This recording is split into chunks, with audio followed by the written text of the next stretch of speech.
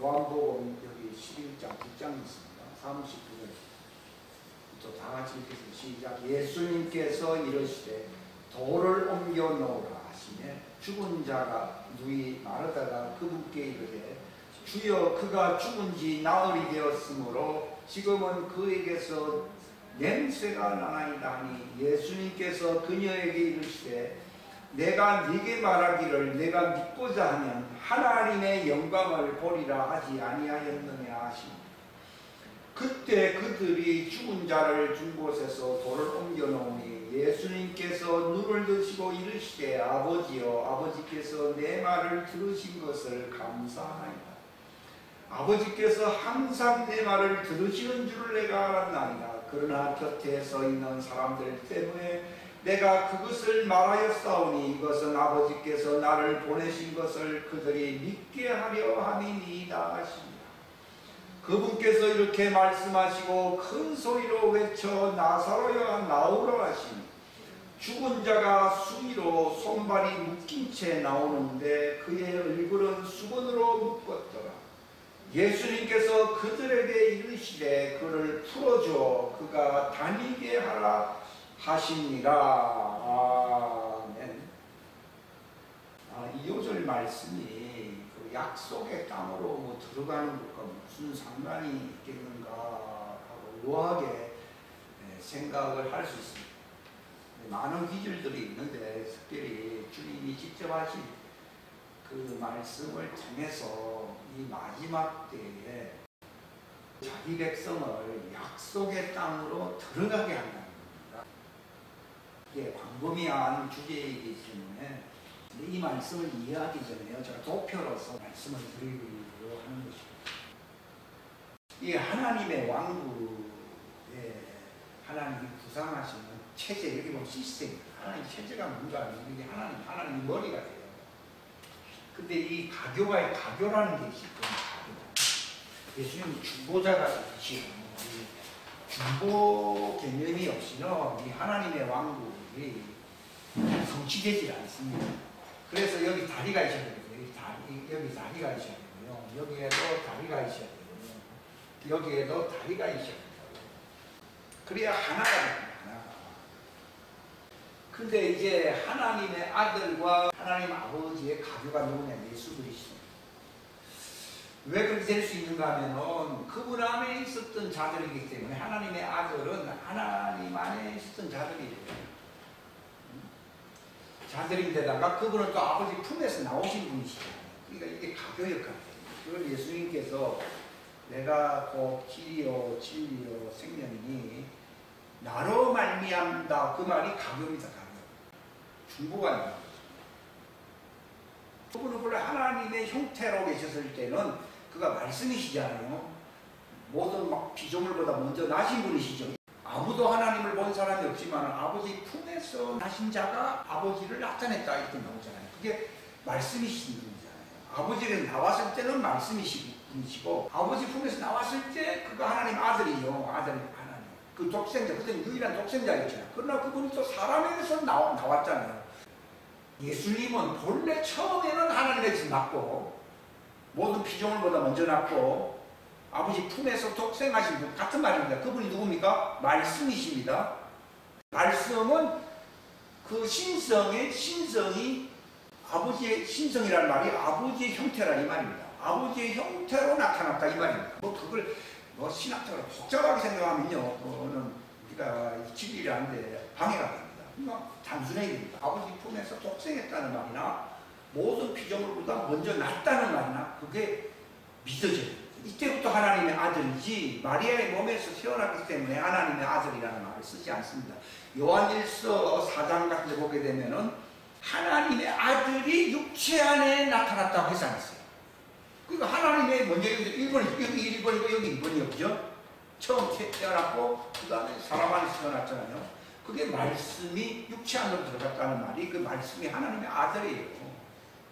많은 사람들이 마리아에서 나온 자를 자꾸 하나님의 아들의 시작이라면 아니요. 원래 독생자, 그때는 하나님 품에서 독생한 그분만이 나왔지. 그때는 우리는 그분 안에서 나오질 않았어요. 근데 그분 안에서 우리를 어떻게 나오게 합니까? 그분이 십자가의 죽음으로써 그 물과 피가 나오는 거예요. 이게 창을 찔러가면서 물과 피가 나오게 한 거는요, 그분이 아버지께서 나왔듯이 우리도 바로 세상에 예수님과 같은 모습으로 이 땅에 살 수 있도록 나오게 하는 거예요. 근데 그걸 우리는 고생을 많이 했구나 이렇게만 안 돼요. 그걸 모르는 거예요. 진짜 굉장히 뜻입니다. 그게 하나의 미랄이 땅에 떨어져 죽게 되면은 많은 씨의 열매가 나온다 이렇게 나와요. 그게 굉장히 깊은 말씀입니다. 근데 이제 예수님이 그 이제 죽는다고 하시는 것을 제자들이 이해를 하지 못하고 다 도망가 버렸는데, 예수님의 그 1차적인 죽음의 목적은요, 속죄라기보다도 하나님의 아들들이 이 땅에 나오는 통로입니다. 그래서 죽기 전날, 바로 그날 밤에 그러니까 그 언약을, 그 피를 흘리기 전에, 피 흘리고 나면 죽으니까 언약을 못 맺는데 제자들과 함께 새 언약을 맺었거든요. 뭐라고요? 이 빵은 내 살이고 이 잔은 성찬식이라는 게 굉장히 깊은 거예요. 이거 알고 우리가 받을 때 이게 정말 생명이 됩니다. 그러니까 예수님이 나는 네 남편이 되고 너희들은 나와 함께 영원히 살 수 있는 신부가 되는 그 계약이 새 언약이에요. 이거 굉장히 깊은 말씀이에요. 성찬식에서 1차적으로는 하나님 아들들에게는 신랑이신 분이 우리를 영원한 신부로 삼으시기 위해서 그분이 아버지께로 나온 것처럼 그분이 십자가상에서 언약한 대로 이 잔은 피고 이 떡은 빵은 살이라고 했잖아요. 그 살은 물이라는 얘기거든요. 그 물과 피가 이렇게 나온 거예요. 그러니까 요한이 그 로마 병사가 그의 옆구리를 찌르니까 그분에서 물과 피가 나오더라. 나는 이것을 목도한 자이고 이것은 참된 증거다 이래 나오거든요. 아니 그 고생한 분을 그냥 이렇게 고생했더라 넘어가는데 물과 피를 뭐 그렇게 적나라하게 그걸 표현을 하면서 그걸 내가 직접 목도한 증인이다 이렇게까지 표현할 필요는 없습니다. 근데 그 요한이 또 요한 1서에서 보면은 땅에서 증거하는 게 있으니 꼭 물과 그 피가 이 땅에서 하나님의 아들로서 그분과 하나로 연합될 수 있도록 증언한다 이렇게 나왔어요. 그러니까 그 일이 일어났기 때문에 예수님이 딱 부활했을 때에 자기 속에 살과 뼈가 있어서 안 했어요. 이거 굉장히 중요한 거예요. 실상. 이거는 하나님의 자녀들에게 주시는 하나님의 놀라운 그 결혼식의 핵심적인 메시지예요. 그러니까 언약을 맺는다 하면서 그 언약을 실천해서 실천하였어요. 십자가 달려 죽음으로써 1차적으로는요, 그분의 살과 피가 그분 안에 있었던 그 하나님의 아들들의 씨가 나오는 거예요. 그러니까 예수님이 그 새 언약, 이건 신부들과 맺은 언약이거든요. 너희들은 내 살과 내 피라고 그러잖아요. 그래서 너희들은 나와 하나다 하는데, 죽고 난 게 우리와 하나 되는 게 아니라 이 땅에서 우리와 하나 될 수 있도록 그분이 바로 육체 안에 있었던 하나님의 자녀들 그 살과 뼈를 갖고 있잖아요. 그걸 예수님이 갖고서 아버지께로 가니까 아버지가 그랬어요. 아, 네가 약혼하고 왔구나. 네가 이제 결혼식 때는 그들을 데려가겠구나. 왜 휴거하느냐? 약혼했기 때문에 결혼을 해야 해요. 휴거는 결혼식이 아니에요. 그분이 바로 내가 올 때까지 이걸 기념하라고 나오잖아요. 이 말은 그들은 이미 인간이 다 죽었죠. 그 제자들은요. 그러나 지금도 이렇게 성찬식을 하는 이유는 하나님의 자녀들에게는 이게 바로 내가 약혼한 몸이라는 메시지예요. 약혼했기 때문에 성령이 와야 하나요. 영원히 함께 하겠다고 하는 그분의 맹세잖아요. 약혼이라고 하는 것은요. 그렇게 했기 때문에 아버지의 약속하신 것을 받으라고 하는 거예요. 받으면 어떻게 됩니까? 결혼할 수 있는 모습이 된다. 약혼을 한 사람은 결혼 준비를 하게 되어 있잖아요. 그러니까 너희들은 나와 약혼했기 때문에 결혼 준비를 한 예수님 형상이 된다 이 말입니다. 예수님과 똑같은 형상이 될 수 있도록 누구를 보내주겠다고요? 성령님 거죠. 오순절 사건이 그것 때문이죠. 실상. 그 종들이 율법을 받았던 시내산 오순절하고는 수준이 다릅니다. 그러니까 성경은 진리는 두 개로 나누어질 수밖에 없어요. 그래서 많은 종들을 위하여, 사람이라는 종이라는 뜻이에요. 많은 사람, 종들을 위하여 흘리는 바 그들을 계속하는 피라고 나오잖아요. 이것은 두 번째 메시지예요. 근데 첫 번째 메시지는 그분과 약혼한 죄와 상관이 없어요. 이미 그들은 예수님 안에 있었던 그 시오, 그분이 이 땅에 오시면은 그들을 이 땅에 내어놓으심으로 이제 그들은 아담의 후예가 아니라 예수님과 한 몸이 되는 그 약혼식을 감행하려고 하는 그분의 그 심오한 뜻이 있어요. 우리가 실수하고 하나님 자녀들이 실수하는 것은 육체에 속하여 신랑을 담는 그 체제를 통과하지 못하기 때문에, 종처럼 살기 때문에 육신의 죄를 짓는 것이지, 이걸 깨닫는 순간에 성령님이 오심으로써 이걸 깨닫게 하시면은 할례가 일어나야 합니다. 할례라는 것은요, 신분의 변화가 일어난다는 것입니다. 결혼식을 준비하는 데 있어서 이게 준비가 안 되면은 신부자격이 됩니다. 내가 뭐 착하고 뭐 내가 교회에서 공사를 많이 했기 때문에 이렇게 되는 게 아니라 이미 하나님이 정해놓은 거예요. 그러니까 하나님이 미리 아신 자들이 아니에요. 거기서 저는 미리 알았다고 그러니까 며칠 전에 알았나, 그 말이 아니라 창세 전에 알아서 몰랐어요. 종들은 그들 태 속에 있을 때 하나님이 안다고 돼 있어요. 예레미야도 내가 어머니 태로부터 선택을 받았다고 하잖아요. 물론 선택은 그 직분하고 관계가 있어요. 그러나 창세전에 그분이 미리 알아가지고서 그들을 이 땅에 내보내기 위하여 예수님이 1차적으로 그 사람의 모습으로 오셔가지고서 말씀 안에 있었던 그 시들이 이제 세상에 나올 수 있도록, 그 말은 세상에 나올 수 있도록 하는 말이 그 오순절날 우리가 예수님과 같은 부활의 모습이 될 수 있는 길을 열어놨다, 이 말입니다. 하나님이 우리를 세상에 내보냈다 하더라도요, 그 예수님과 똑같이 죄가 하나도 없는 하나님의 아들은 아니에요. 신랑의 영이 말씀이 들어올 때 우리가 하나님의 아들로서 형성된다, 이 말입니다. 예수님이 십자가상에서 물과 피를 쏟아냈다고 하는 말은요, 바로 너희들과 정혼하겠다. 주와 합한 자는 뭐라고 되어 있어요? 한 영이 된다고 했거든요. 그러니까 그분의 생명의 씨와 바로 우리 속에 있는 그 이제 밭에 속에 숨겨진 그 말씀 안에 있는 그 씨가 이게 하나로. 그래서 우리가 예수님과 닮은 부활체가 한다 이 말이에요. 그분이 바로 왜 물과 피를 흘렸느냐? 바로 죄 문제는 말할 것도 없습니다. 그거는 막 끝내버리고, 바로 그분의 씨가, 남자의 씨지요. 씨가 말씀이잖아요. 그 씨가 우리 밭에 들어옴으로써 우리 속에 하나님의 아들 수정체가 형성되는 형성한대요. 그걸 부활체라고 해요. 그걸 바로 물과 피로 거듭났다고 해요. 물로 나고 피로 나고 예수님의 몸이 되는 거죠. 그러니까 예수님의 말씀과 피가 바로 내 혼안으로 들어오게 될 때, 내 혼안에 아담의 모습으로 들어왔지만도 그분 안에 심겨져 있던 그분의 씨가 있어야 했어요. 있거든요. 그게 겉으로 볼 때는 밭인데, 좋은 밭처럼 보이는데 실제로는 그 씨는 곧 하나님의 아들들이라는 게 나오잖아요.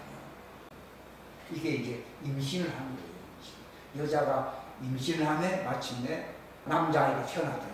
그 남자아이라는 것은 예수님의 형상과 같은 상속자가 되는 아들. 여자는 상속자가 아니고 남자 상속자가 된다. 하나님의 아들이 된다. 하나님의 딸이라는 그런 성경이 없거든요. 그러니까 하나님의 아들과 같은 그 형상이 내 육체 안에서 임신을 하게 되는 거예요. 그러니까 바울이 골로새서 보게 되면은 내가 교회에 입군된 것은 하나님의 경륜 뜻이 이루어지게 하는 것인데, 그 경륜은 너희 안에 뭐가 형성된다고요?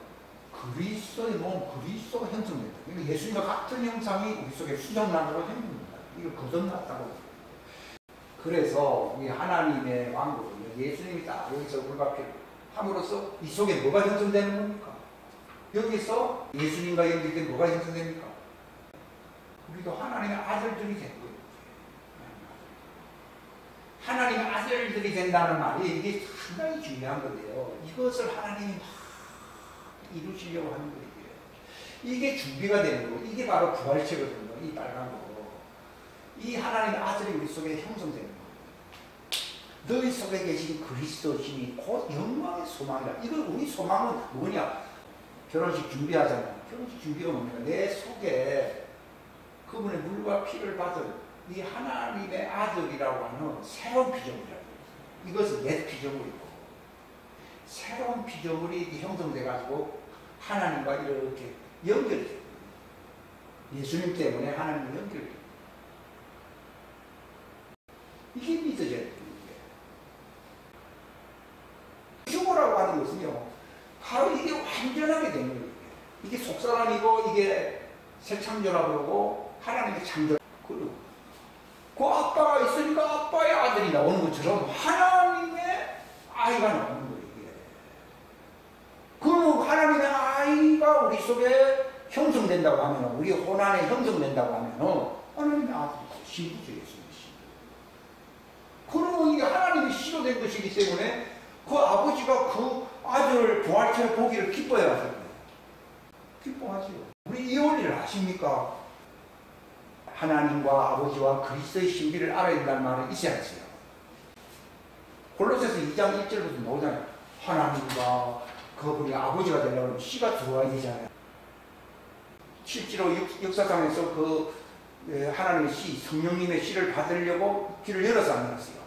그분이 그리스도예요. 하나님과 아버지와 그 일을 이루신 그리스도의 신비를 알기를 내가 간절히 사모하면서 나는 괴로워하고 있다. 그러니까 교회 다니면서 그걸 모르고 있다는 거예요. 내 아버지가 되려고 그리스도가 그 길을 열어서 안 열었어요.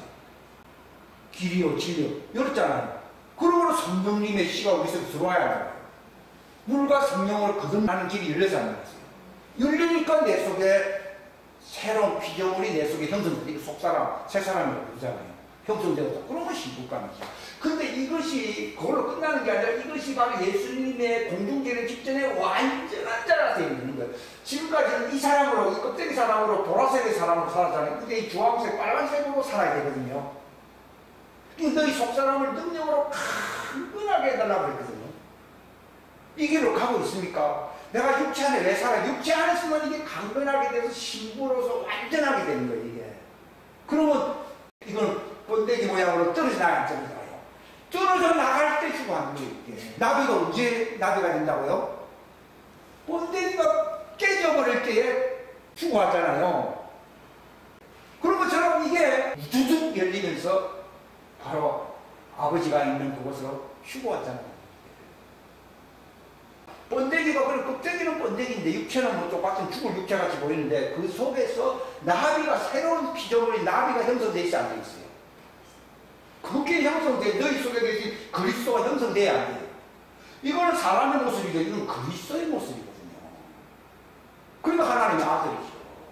그리스도와 똑같은 모습 일치시킨다 했잖아요. 돼야 하나님의 아들이지. 나한테 저 아버지 안 닮았잖아요. 예수님은 하나님의 형상이잖아요. 근데 우리는 안 닮았잖아요. 그럼 하나님의 아들 아니죠. 그 정도는 안 닮았어요. 껍데기는 사람으로서 다 똑같은데 그 속에 하나님의 DNA를 갖고 있는 그리스도 형상이 아니에요.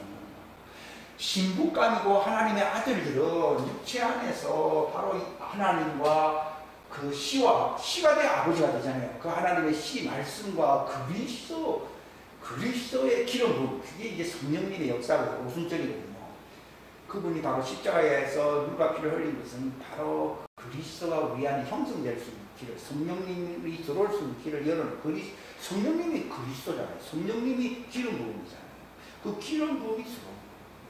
예수님만 그리스도가 아니라 우리도 그리스도의 인이 되어야 돼요.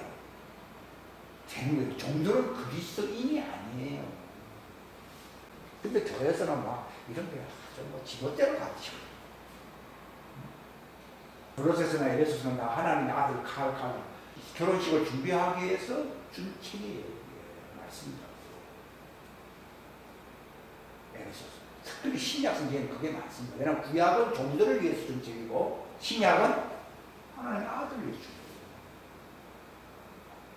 근데 요즘 뭐 신약 시대, 그러니까 뭐 구약은 어느 종들이 구약의 그 율법에 대한 정신을 그대로 살아있지 않으면 국가와 결혼할 수 있는 그 청년 결례 간 정직이나 공의나 그 긍휼이 생길 수 있어요, 없어요?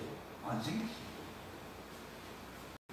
그래서 하나님의 종들이에요. 근데 율법으로서는 절대로 하나님과 연결이 안 돼요. 즉 부활체가 안 된다는 거예요. 예수님 성령님을 보내주심으로 말미암아 우리가 부활해서 휴거가 될 수 있는 길이 열렸지만은, 그러나 종들은 예수님 형상도 아니고 그들은 율법하에 있고 사람들은 참 훌륭하지만도 그것만으로는 부활체가 안 되거든요. 그 말은 그들은 어둠, 제가 저번에 어둠의 시라고 얘기했죠. 이게 어둠의 시거든요. 빛의 시만이 이게 하나님의 아들이 되는 것이지, 어둠의 시는요 구원을 받아야 돼요. 하나님의 아들은 태어남으로써 하나님의 왕국에 들어가는 것이고 자기 신분을 알므로써, 하나님의 종들은 구원을 받아야 돼요. 구원. 여기는 물밑이거든요. 여기는 물밑이거든요. 여기 물이 흐른다고. 물밑에 있거든요. 흑암이 있잖아요. 그 때문에 흑암 안에 있고 물밑에 있기 때문에 물에서 금집을 받아요. 그래서 모세의 이름이 무슨 뜻이고요? 물에서, 근데 그게 우연하게 지어진 이름이 아니에요. 그가 종이라고, 종은 생명수 밑바닥에 어두운 세력 밑에 있는 자를 건져내야 돼요. 건져내어야 그들이 하나님께 갈 수 있어요. 여호수아가 요단강을 참 마르게 해버렸어요. 왜냐하면 법궤가 있으니까. 법궤라고 하는 것은 생명수거든요. 생명수가 자기들 안에 있으니까 세상에 일반 워터스는 거기 복종에 복종하네요. 복종. 아, 법궤가 하나님이 원래 생명수를 뜻하거든요. 생명수 갖고 딱 워터스 자연계 물속으로 딱 들어가는 물이 그냥 납작 말라버리고 없어져요. 이거 아셔야 돼요.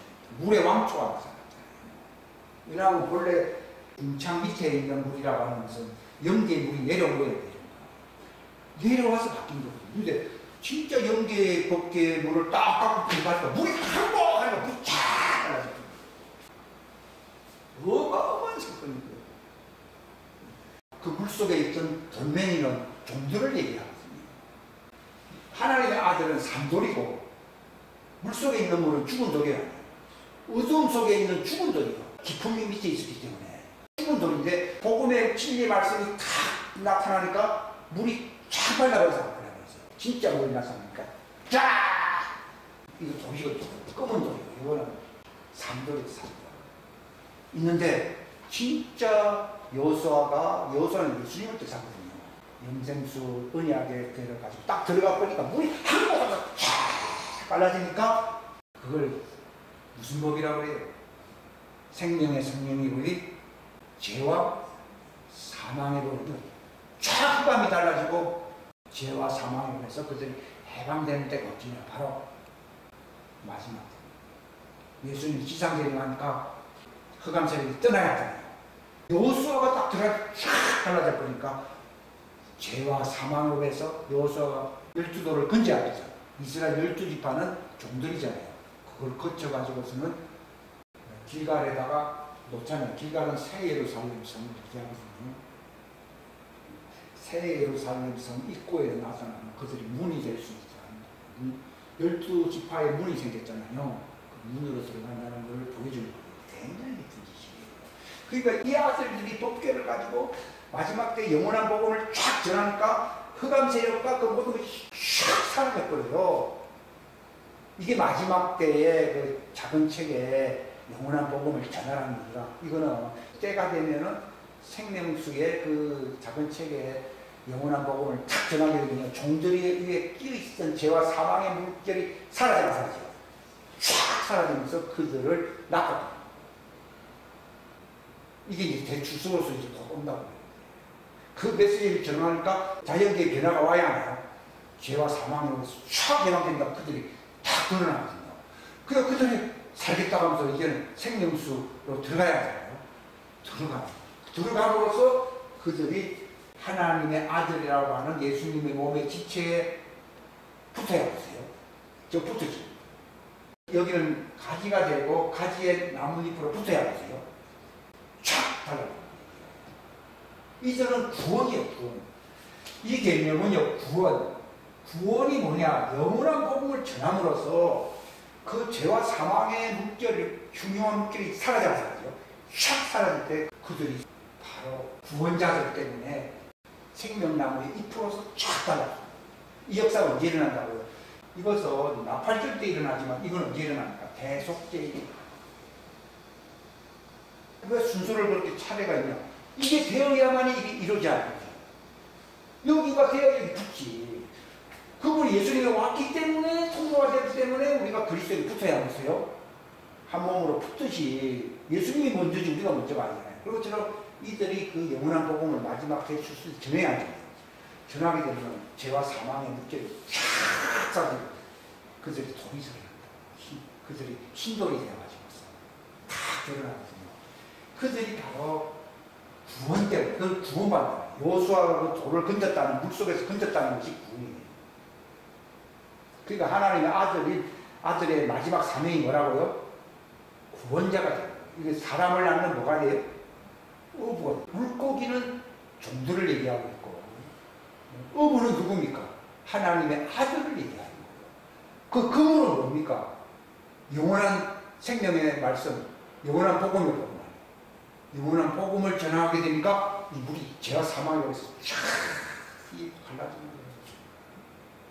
그 요한복음 마지막 장에 보게 되면 그물을 오른쪽에 던져내서 던지니까 거기서 물고기들이 확 빨려서 오게 된다는 말이 이 역사를 얘기하는 거거든요.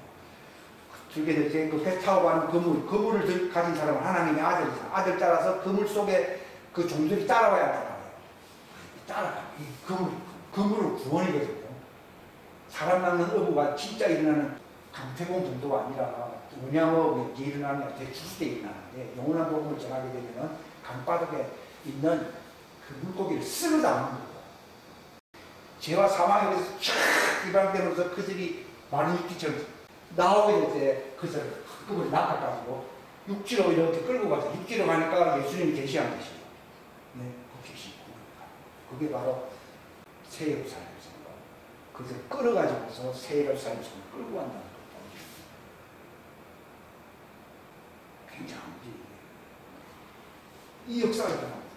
그러면 하나님의 종들 물고기가 많은데 물고기는 좋은 물고기도 있지만도 아주 조그만 물고기, 이상한 물고기, 나쁜 물고기 많아야 많아요. 그게 바로 많은 시민들을 같이 끌고 가야 해요. 그래가지고 좋은 물고기는 모은다는 말은 새 예루살렘 성을 들어가지만도 그 종들이 될 나쁜 물고기들은 그 천년 동안 하나님이 시험을 해야 해요. 시험한다는 거예요. 이게 무슨 절기입니까? 초막절이다. 귀가 발전, 대속죄가 끌고 가거든요. 대속죄, 그들이 낙관받아가지고 언제까지 새 예루살렘에 들어가게 되느냐? 배가 나갔잖아요. 그럼 어디까지 이동하냐? 새 예루살렘에 들어갈 때까지. 그것도 하나님의 아들들이 이끌어주니까 들어가는 것이지, 우리도 성령님이 이끌어주니까 하나님의 아들이 되듯이요. 종들은 하나님의 아들들이 구원자였다. 그들을 새 예루살렘 성까지 끌어당겨야 됩니다. 그 역사가 지금 남아있는 거예요. 그러니까 이런 일을 할 수 있는 수준의 하나님의 아들들이 나타나거든요. 그러니까 많은 종들이 누가 나타나기를 기다린다고요? 하나님의 아들들이 나타나니까 이런 일을 하니까 그들은 죽어나 보자 하늘로 그대로 올라가야 하는 거예요. 많은 하나님의 아들들이 이 어부라고 했잖아요. 사람들을 낳는 어부가 있는데 그걸 잡아당기는 일로서 새 예루살렘 성까지 갈 수 있도록 인도하거든요. 인도를 하는 그 역사 때문에 하나님은 그들을 피난처로 예배할 수 있는 그 길을 열어야 해요. 왜냐하면 많은 종들이 살 수 있는 곳이 있어야 될 거 아니에요. 그게 어디예요? 광야, 피난처, 곳간, 또는 고센 땅, 뭐 등등 많이 있잖아요. 그걸로 끌고 들어가거든요. 그러니까 아버지 소원이 이루어지잖아요. 그러니까 하나님 아들들은 야 너희들은 죽을 필요 없어. 그대로 올라오면서 그대로 올라가는 거예요. 근데 과거에는 그런 일은 안 해요. 때가 안 되었기 때문에 그런 일을 안 했잖아요. 얼마나 많은 죽었다가 낙원 갔다가 나중에 가는 것이지만 이 마지막 때는 그냥 이 종들을 구원하려고 하는 것이 하나님의 뜻이잖아요. 대속죄의 날. 하나님 아들들이 성령 안에서 이미 구원받았죠. 구원받은 건 이상이잖아요. 그런데 그들을 끌어내는 이 역사가 이 마지막 때에 대추수라고 하는 개념이 그 개념이라고. 하나님의 아들들이 나타나는 왜 기다립니다. 그들이 피난처 데리고 가거든요. 그래서 대속죄의 날 예수님이 나타나시면 생기가 들어가야 할까요? 생기가 들어가지고 전부 부활해. 굉장한 일이에요. 부활하니까 그들이 새 역사를 줬어요. 부활이죠. 그때 죄가 끊어지 않거든요. 끊어져. 그 전까지는 강제로 끌고 왔을 뿐이지 그들 회개를 많이 해요. 아브라함의 품에 있는 사람들도요. 거기서 회개하고 있다고 하더라고요. 회개하면서 그들이 쌍에 데려와도 그 사람들을 만나면 회개하라고 해야 해요. 회개하라고 할 때에 그분이 나타나서 죄를 끊어버리면서 부활체가 됩니다. 그러니까 그들에게는 정말 소원이 언제 이루어지느냐? 대속죄가 이루어집니다. 하나님의 아들들은 이미 구원을 받은 상태예요. 낙원에 들어갔다고 하는 말은 이미 구원받은 거예요.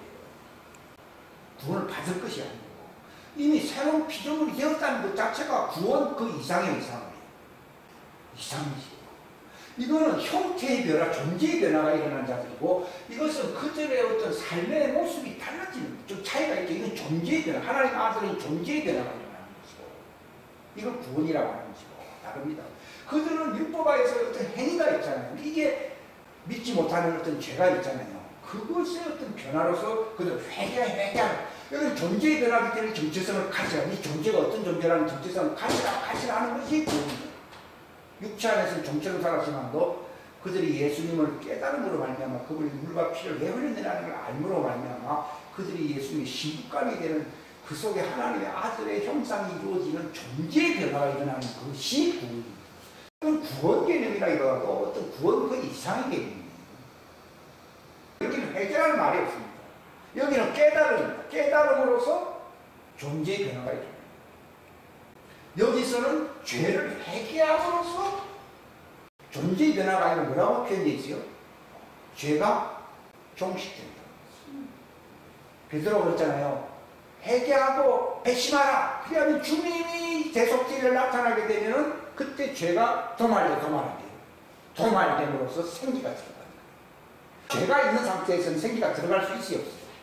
없거든요. 죄가 완전히 끝나버리는 거예요. 그러니까 이건 죄와 상관이 있어요. 죄가 있기 때문에 회개했다가 예수님이 지상 재림하니까 죄가 끊어짐으로써 생기가 들어가서 부활체가 됩니다. 이건 구원 개념이에요. 죄에서 구원을 받는 개념이에요.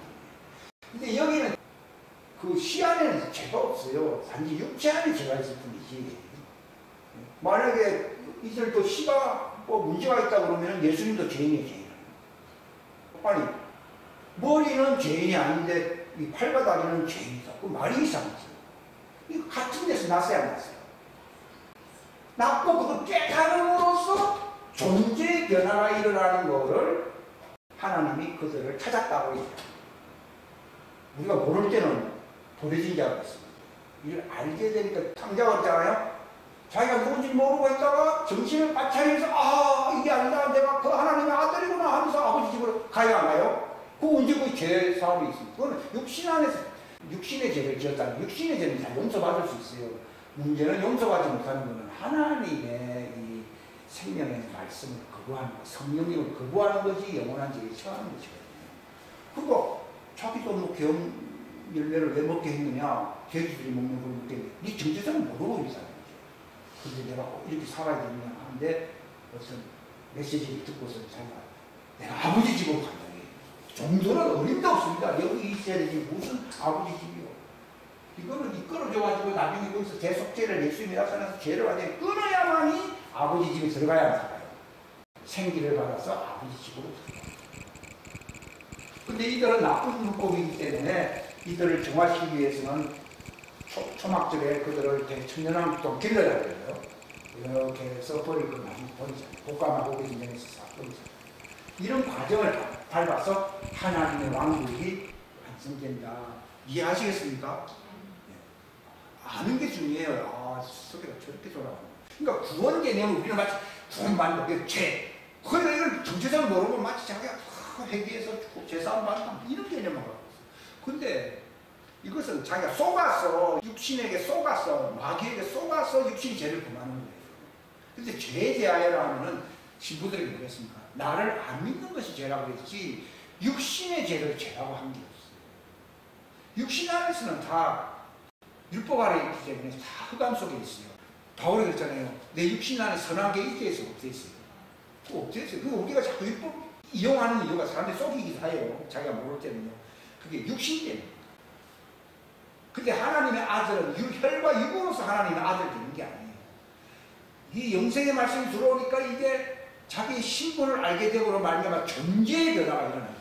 이걸 할례라고 해요. 할례는 죄 씻음 받는 거라. 그게 뭐예요? 남자아이는 할례를 받으라 했잖아요. 이건 하나님의 아들은 할례를 받는다는 말은 무슨 말이에요? 존재의 변화가 되는 거예요. 새 창조의 하나님의 창조의 역사가 있는 거예요. 이게 신부 자격을 완전히 갖추기 위해서는 이거 확실하게 우리는 알고나면 간단하죠. 아, 엄마가 되는 것은 아버지의 씨가 있고 이제 뭐 출산을 하는구나. 그건 모르는 사람은 어디 있습니까? 그런 것처럼 이것도 그 이상으로 알고 나면 쉽다 이 말이에요. 하나님과 그분이 바로 씨잖아요. 씨를 줬기 때문에 아버지가 되지 씨를 안 줬는데 무슨 아버지예요. 성령님이 오신다는 것은 누가 보내신 거라고요? 아버지가 보내실 바에 나오잖아요.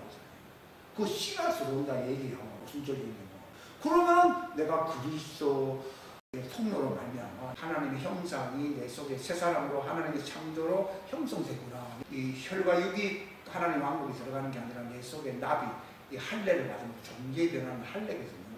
할례의 개념으로서 내가 예수님의 형상으로 휴거가 되는구나 하는 것을 알게 된다는 것이죠. 본래 내가 있은 것도 그것이었고 내가 그 성령님 안에서 새로운 피조물 되는 것도 완전히 하나님 때문에 된 것인데 나 때문에 된 게 아니거든요. 모든 게 하나님께로부터 온 거예요. 근데 종들은 그렇지 않습니다. 죄 문제를 해결해야 되는 게 남아있어요. 그러니까 그들이 구원을 받아요. 죄 문제가 있으니까 구원이지. 여기는 죄 문제의 회개 구원이 아니에요. 오늘 잘못 가르치고 있는 것이 한 통속으로 전부 하나님 종으로 다 취급해가지고 이렇게 가르치니까 그러면 하나님의 예수님의 신분은 없습니다. 만약 그런 사람밖에 없습니다. 근데 그들은 그 씨가 그들 안에 하나님의 형상 존재의 변화가 일어납니다. 그리고 거듭났다. 종들은 거듭났다는 말을 쓸 수 있습니까? 없습니다. 그들은 죄가 진멸되게 그래야 생기가 들어와서 그들이 부활해요. 근데 누가 전해주느냐? 하나님의 아들들이 이렇게 예수님 형상이 되면 예수님과 똑같아지니까 하나님의 말씀이 생명수로 나와야 안 나와요? 나오게 되면 이게 말라버려요. 죄와 사망의 물결이 확 말라버려 그들 끈질게 됩니다. 이게 대추수예요. 그들을 지배하고 있던 그 죄의 뿌리가 녹아버려요, 안 녹아버려요? 녹아버리니까 자기들을 해방시켜주는 자를 사모하는 사모하니까 그물 속에 끌려가지고서 그들이 새 예루살렘 성 예수님 있는 곳까지 끌려가는 거예요. 이게 이제 이 본문 말씀에 보면 나옵니다. 자, 아까 읽었지만 우리께서 여호수아 그 4장 20절 읽겠습니다. 시작. 여호수아가 그들이 요단에서 취한 그 12개의 돌을 길갈에 세우고 이스라엘 자손에게 말하여 이르되 이후에 너희 자손들이 자기 아버지에게 물어 이르되 이 돌은 이 뭐죠? 그 새 예루살렘 들어가고 나면은 저 종들이 누굽니까? 우리가 물어볼 거 아니에요. 그걸 설명해 줄 수 있는 말이에요. 이게 그 뜻입니다. 미리 하나의 모형으로 보여준 거예요. 이거 뭐라 그랬습니까? 너희는 너희 자손들에게 알려주며 이르기를 이스라엘이 마른 땅을 밟고 요단을 지나갔어요. 물을 마르게 했어야 했어요. 하니까 거기서 죄와 사망의 목에서 그 돌들을 끈져냈다. 아니 그냥 뭐 돌 끈져냈다 이런 얘기는 알겠는데 이 속에 숨어있는 내용이 마른 땅으로 왜 지나가게 했다는 말을 하나님 가르치신 거예요. 이 원리가 법궤를 영원한 복음을 갖고 들어가서 안 들어갔어요? 들어가 버리니까 죄와 사망의 목에서 해당됩니다. 요거는 여호수아서에 없어요. 근데 이 말 속에 숨겨져 있는 내용이 그 다음에 이사야 다같이 시작. 이때 주께서 심판하는 영과 불태우는 영으로 시온의 딸들의 더러움을 씻어내시며 예루살렘 한가운데로부터 그것의 피를 깨끗이 제거하신다. 또 주께서 시온산과 모든 거처와 그녀의 집회들을 위해 낮에는 구름과 연기를 창조하시고 밤에는 타오르는 불빛을 창조하시니 이는 모든 영광의 방벽이 있으리라. 또 장막이 있어서 낮에는 열기를 피하는 그늘이 되며 폭풍과 비를 피하는 피난처와 은지처. 이게 광야에 하나님이 마련해 놓은 피난처의 피난처예요.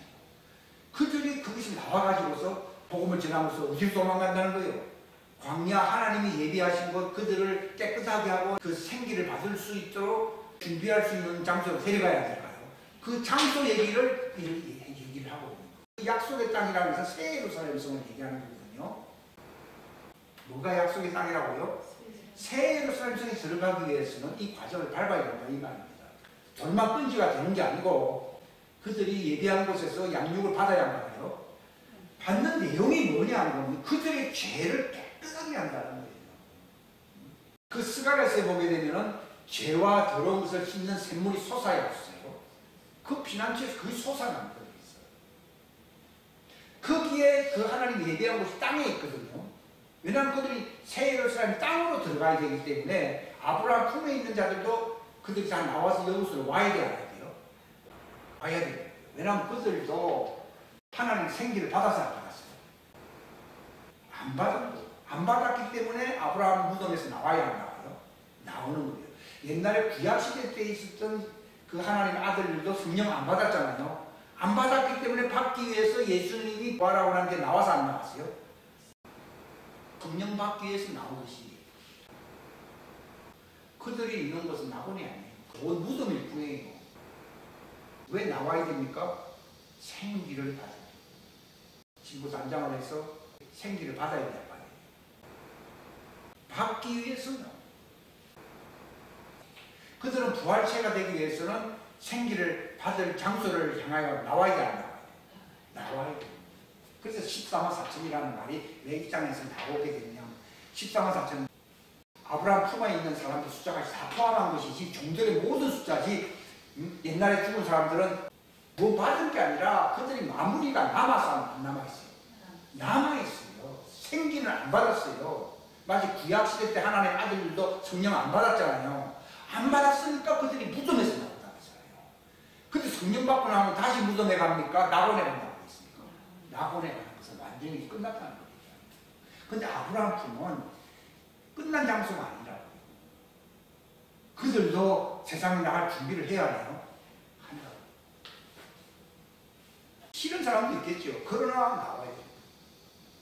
마가다락 땅까지 나왔어야 되는 거잖아요. 하나님 아들들도.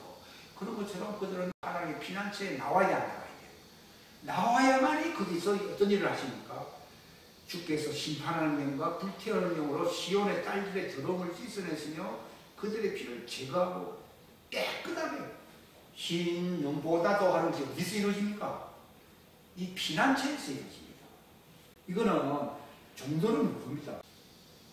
우리 아들들이 종들의 장래가 어떻게 되는지 다 알고 있지 종들은 그들이 앞으로 어찌 될지 전혀 모릅니다.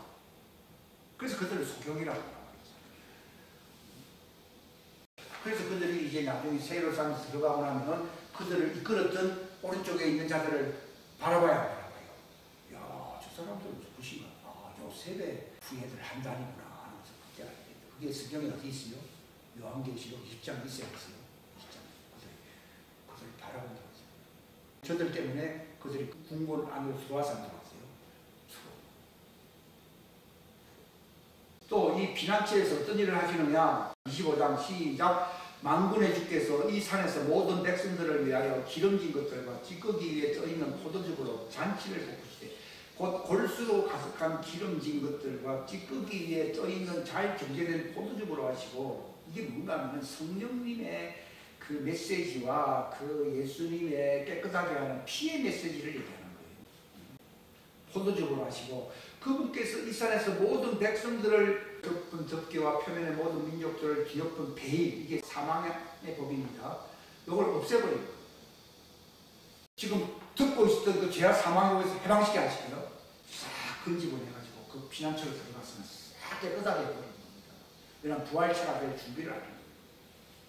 이것은 공중에서 일어나는 일도 아니고 어떤 무덤에서 일어나는 일이 아니라 바로 하나님이 예비한 피난처에서 일어나는 우리입니다. 그러니까 우리가 피난처 개념이 다르다는 거예요. 이 피난처를 누가 인도해야 된다고요? 하나님의 아들들이 인도해 주는 거예요. 그러기 때문에 인도자가 더 잘 안다는 말이 있잖아요. 당사자들보다도. 그렇게 돼요. 인도자가 되어야 구원자가 되지. 인도자 구원자로 쓰임을 받는다면 하나님의 아들이 돼요. 그러나 끌려가는 자라고 그러면 종들이고 아니면 백성이고 시민들이에요. 그러나 지옥 들어가는 것보다는 천배 만배 억배로 낫습니다. 그러니까 그걸 따라가죠. 생지옥 불못은요 사람 살 곳이 없습니다.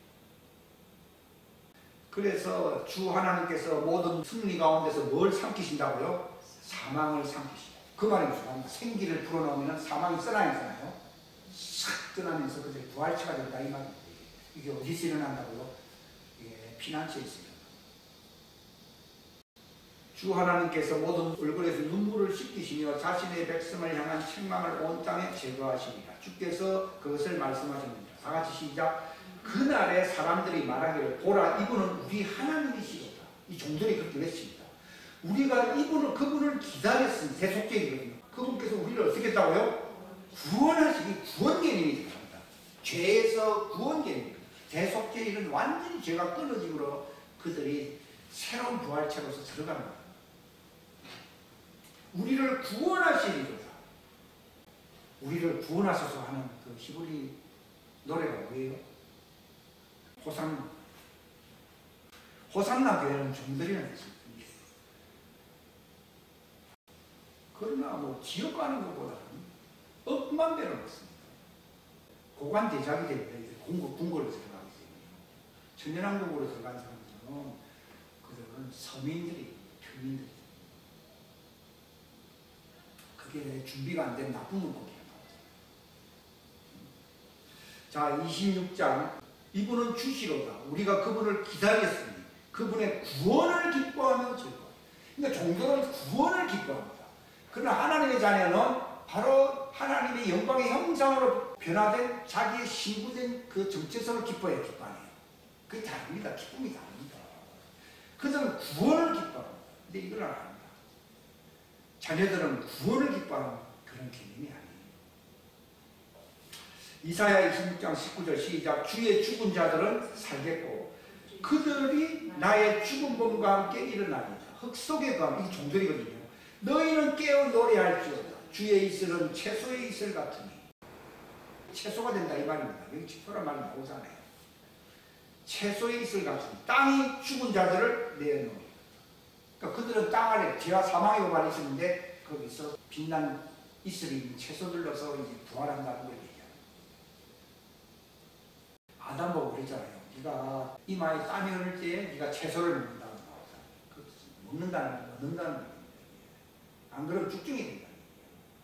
그러니까 그들은 그 믿음을 가지려고 노동을 해야 돼요. 근데 하나님의 아들들은 이미 그 속에 있으니 정체성이 변화가 되기 때문에 믿음이 선물입니다.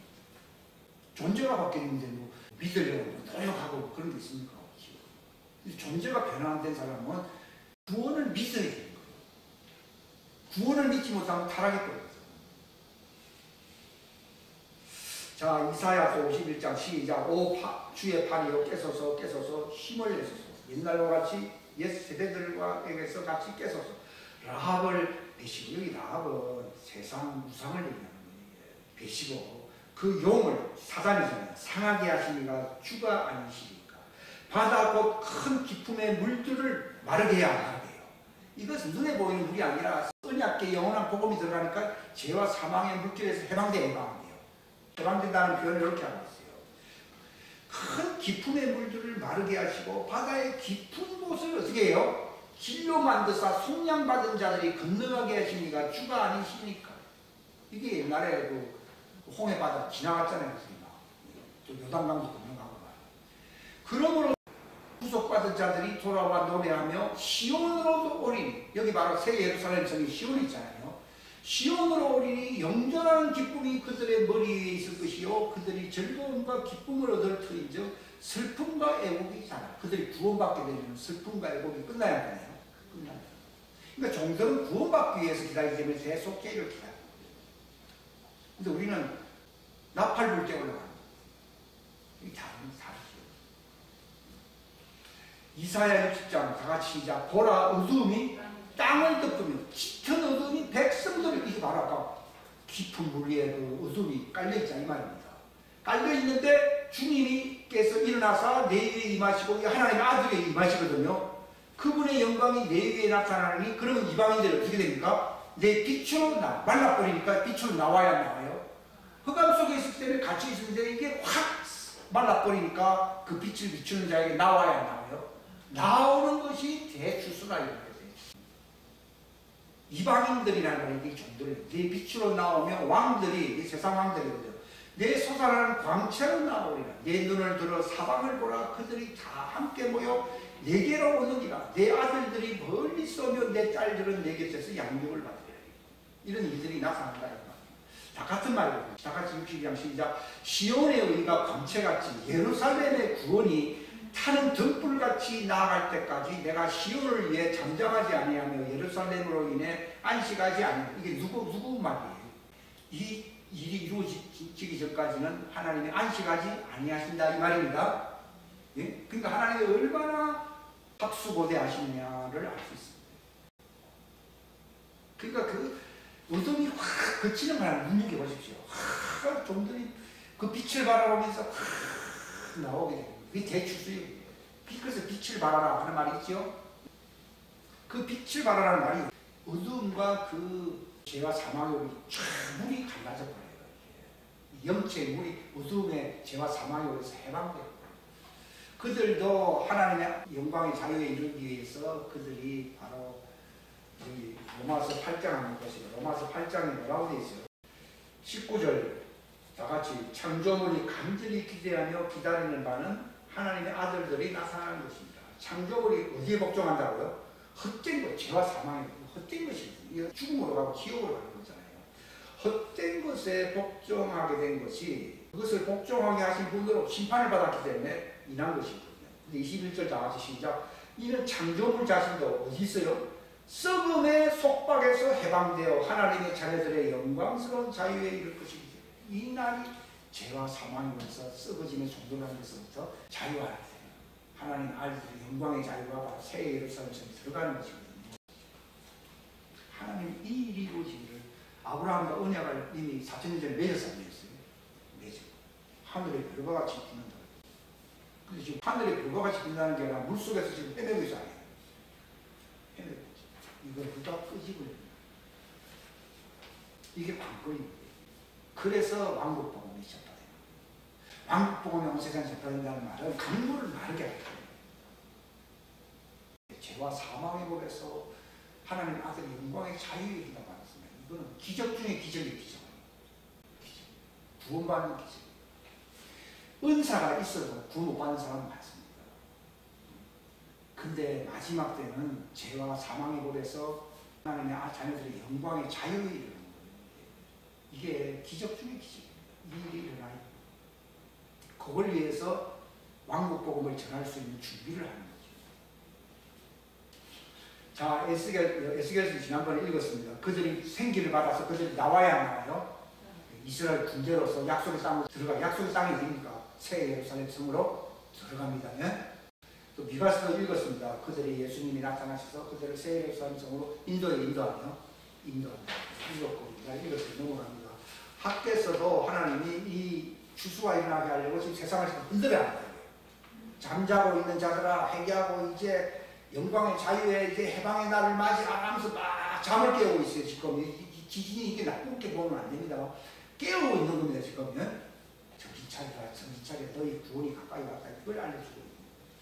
자, 넘어갑니다. 요한복음에도 예수님이 너희들은 종들은 썩을 양식만 좋아하잖아요. 그래봐 지옥 가는 건데 무슨 말씀을 받아야 된다고요? 죄와 사망의 물결이 말라버릴 수 있는 생명의 성령의 말씀을 들어야 안 들어야 돼요? 들어야 된다 이 말입니다. 썩을 양식을 구하지 말고 썩지 않을 영원한 양식을 구하라는 말이 그 뜻입니다. 자, 우리 아까 읽었던 그 예수님의 부활 사건이 있었죠. 그 나사로는 종을 대표하는 거거든요. 그들이 무덤에 있어야 했었거든요. 무덤에 있는데 예수님이 나타나시고 재속죄를 말씀하시니까 그들이 그 무덤에서 나와야 나와요. 나옴으로써 그들이 그 새 예루살렘 성에 들어간다고 하는 것을 예수님이 모형적으로 보여준 것이지 다른 게 없습니다. 이것은 왜냐하면 죽은 지는 11살 했어요. 사흘 반은요 종들을 얘기하는 거예요. 종들은 후 3년 반이 지나가야 돼 안 지나가요. 그래서 3일 반이라는 거예요. 그래서 나사로도 3일이 아니고 며칠 반요? 사흘이 됐잖아요. 나흘이제. 나흘이 됐다는 말은 종들이 대속죄를 맡을 때까지 나흘이 걸리는 거예요. 추수 사건이 있고 난 뒤에 나흘 걸립니다. 그러면 그들이 새 예루살렘 성으로 들어간다는 것을 보여주는 것이 이 요한복음 11장 사건인 것이지 옛날에 어떤 사람이 병들어 죽었는데 예수님 살렸어요. 그런 얘기가 아니에요. 이걸 보여주려고 예수님이 작정하고 빨리 가서 고쳐주지 왜 나흘 지면 기다립니까? 이게 종들이 무덤에서 이제 나와서 새 예루살렘 성에 들어가는 것을 알려주려고 예수님이 나흘 동안 참고 기다린 거예요. 그게 많은 사람들이 오해했잖아요. 그러면서 예수님이 일찍 왔더라면 안 죽었을 텐데 그러는데 예수님이 저들은 내 마음을 모른다는 거지. 우리 때문에 온 게 아니에요. 그러면서 예수님이 내가 이런 일을 하는 것은 아버지께 장차 나를 통해서 행하신 이 일들을 보여주기 위해서 하는 거라고 하잖아요. 이 깊은 뜻이 있어요, 이게. 예. 그걸 이제 일어나는 게 계시록 10장에 보면은 그 환란 가운데서 그들이 나와야 안 나와요? 죄와 사망의 거기 법에서 이제 나오잖아요. 새 예루살렘 성으로 들어가서 그들이 종려나무 가지를 흔들어 하는데요. 그들이 부활함으로 승리했다는 표가 종려나무 가지를 갈대나무 가지 들고 우리 옛날에는 우리 종려나무 이거 갖다 놓은 데서 수고했어요. 그거 뜻을 모르니까 이걸 막 이거 알고라는 얘기는 이제 안 하잖아요. 제가 뭐였지? 근데 뜻도 모르고 있지. 그래서 다 종들의 구원을 얘기하는 거죠. 그 다음에 계시록 11장에는 여기도 며칠이 지났어요? 사흘 반 하면은 이거는 나흘째. 이거 알고라는 얘기는 이제 안 하잖아요. 제가 뭐였지? 근데 뜻도 모르고 있지. 그래서 다 종들의 구원을 얘기하는 것입니다. 그 다음에 계시록 11장에는 여기도 며칠이 지났어요? 사흘 반 하면은 이거는 나흘째. 이거는 종들을 얘기하거든요. 그들이 하나님께로부터 뭘 받아요? 생명의 영이 그들 속에 들어가므로 그들이 자기 발로 일어나 그들을 보던 자들에게 큰 수금. 그들이 부활해버리니까 세상에 둘러싸인 적들이 세상에 무서워야 무서워요? 무서워요. 자, 계시록 12장 6절 여자가 이거 다 알고 있죠? 1260일이 3일 반이잖아요. 3일 반이 지나서 그들이 새 예루살렘 성 약속의 땅으로 들어간다는 걸 보여주는 겁니다. 또 계시록 21장은 또 다음에 말씀드리겠습니다. 좀 깊은 뜻이 있는데 다 같이 기도하겠습니다. 하나님 아버지 감사합니다. 귀한 시간 주셔서 감사합니다. 진리의 이 말씀을 하나님의 왕국의 복음의 진리를 핵심을 깨닫게 하여 주시옵소서. 하나님의 구원의 경륜, 하나님의 왕국의 완성의 경륜을 우리가 깨달을 수 있도록 축복하시옵소서. 우리가 또한 성찬식을 해야 할 것인데 성찬식은 첫 번째 하나님의 자녀들에게는 바로 약혼은 2000년 전에 예수님이 바로 자기 식구들과 약혼을 했다는 사실을 알게 하십시오. 그리하여 그들이 성장하고 완전하게 될 때에 그들이 휴거함으로 결혼식, 예수님의 아내가 될 것이라는 것을 알려주는 이 의식이 성찬입니다. 종들에게는 그들이 바로 죄사함 받는 그 예수님의 언약을 가르치는 것이지만은 죄를 사함받는 언약은 종들에게 해당되는 것이지만은 신부들에게는 결혼한다고 하는 놀라운 정체성의 이 할례의 변화를 얘기하는 것입니다. 하나님의 이 놀라운 담겨져 있는 진리의 말씀을 깨달을 수 있도록 인도하시고 축복하시옵소서. 썩을 양식을 위해서 종들이 살아가는데 그런 것을 버리고 부활에 이르고 영광의 자유에 이르는 이 죄와 사망의 물결이 말라버리는 이 영생의 복음 하나님의 아들들이 전하는 그 말씀을 듣기를 갈구하는 자들이 됨으로써 그들이 약속의 땅으로 새 예루살렘 성으로 들어가는 자들이 되게 하시옵소서. 이 역사를 하나님이 준비하고 계십니다. 대추수를 위하여 하나님이 예비하고 계십니다. 하나님이 하나님의 강력한 이 역사에 참여할 수 있도록 인도하시옵소서. 준비하는 지혜로운 자가 되게 하시옵소서. 돌아가신 주 예수님의 이름 받들어 간절히 기도하옵나이다.